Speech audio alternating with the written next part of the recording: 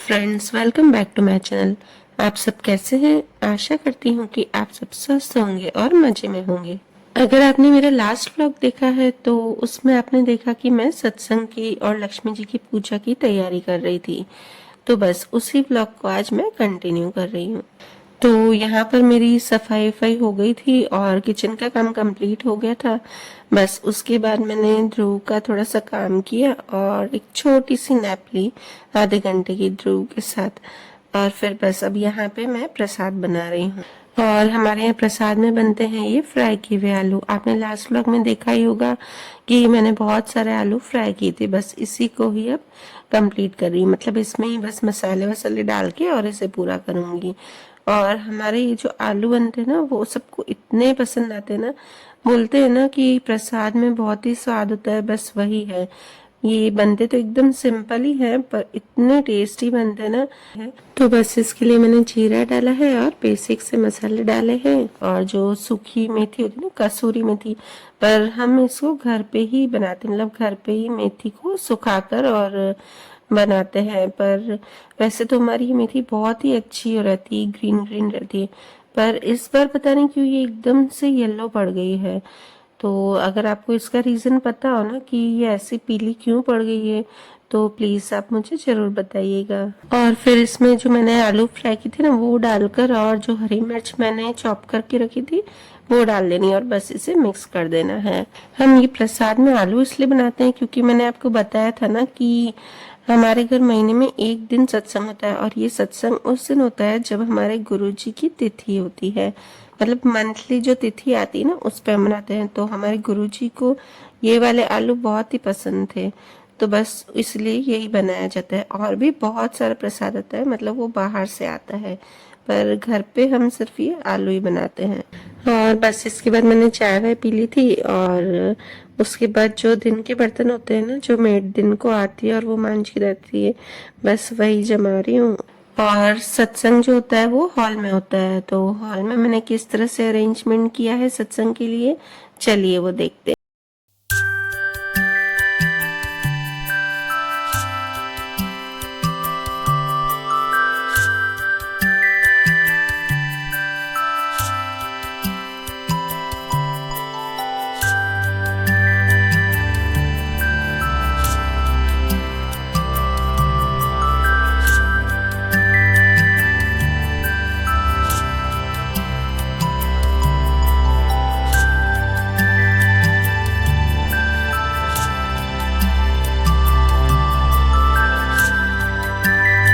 तो गाइस अभी आ गई हूँ मैं लोअर टी शर्ट में, क्योंकि मुझे बहुत ही गर्मी हो रही थी। तो सबसे पहले तो मैंने चेंज किया, उसके बाद मैंने ध्रुव को सुलाया और उसके बाद मैंने यहाँ पे सारा सत्संग के लिए अरेंज किया है। अब करेंगे, अब सबसे पहले मैं हाथ मुँह धो के तैयार हूँ, फिर उसके बाद वैभव लक्ष्मी जी की पूजा के लिए प्रसाद बनाऊंगी और उसके बाद होगा सत्संग। चलिए तो बस सब पूजा के लिए और सत्संग के लिए तैयार होना है, तो उसके लिए मैं तैयार हो रही हूँ। और ध्रुव भी सो गया ना, तो थोड़ा सा मुझे रिलैक्स हो जाता है कि मैं अच्छे से और फटाफट से काम कर सकूं। तो आप सोच रहे होंगे कि मैं इतना मेकअप क्यों कर रही हूँ सत्संग के लिए, पर ऐसा कुछ भी नहीं है। पर हमारे यहाँ सत्संग होता है ना तो सब लोग अच्छे से ही आते हैं, और ये मैंने एकदम लाइटली किया है और बेसिक किया है, कुछ भी ज्यादा नहीं किया है। और अगर आपने मेरा पहले के ब्लॉग देखे होंगे ना तो उसमें आपने देखा होगा कि ये वाली ड्रेस मैं स्टिच कर रही थी, तो बस वही आज मैंने पहनी है और ये मैंने फर्स्ट टाइम पहनी है और इतनी अच्छी लग रही थी ना। पर आप भी जरूर बताइएगा कि ये ड्रेस मुझ पर कैसी लग रही है। और इस तरह की ड्रेस को स्टिच करना इतना इजी है ना, बस साइड में 2 सिलाइयाँ ही लगानी है और नेक स्टिच करना है। और हाँ, ये वाला कपड़ा जो है वो ट्रांसपेरेंट है और पतला है, तो बस इसके लिए अंदर से अलग से इनर बनाया है।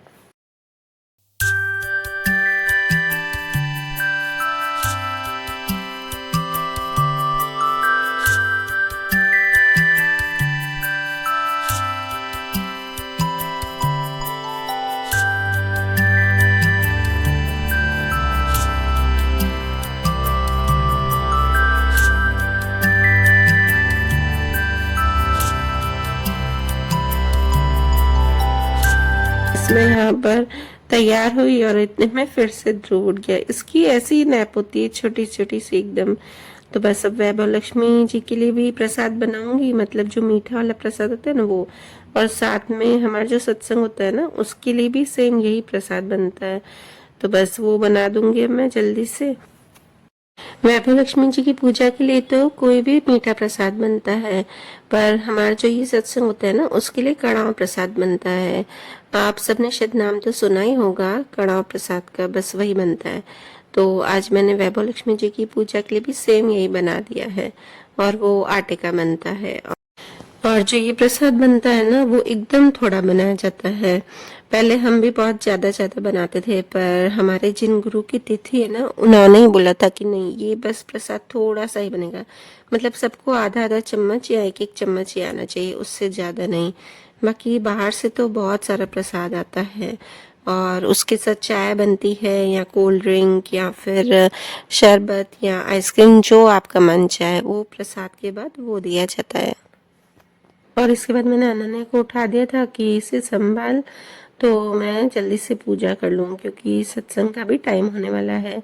सब लोग 5:30 तक आ ही जाते हैं और अभी बजे हैं 4:45, तो बस मैं आधा घंटा पूजा करूँगी और इतने में लगभग सब आ ही जाएंगे। और मैं यहाँ पर पूजा करने बैठी ही थी कि फिर मैंने उसको बोला कि चल पहले तो तैयार हो जा, क्योंकि आते हैं ना जैसे सब लोग तो उनको पहले पानी वानी देना पड़ता है, गेट खोलना पड़ता है। तो बस वो वही काम कर रही थी। मैंने कही बैठा है पूजा में, आज तंग भी नहीं कर रहा है, तो ये सब काम कर ले।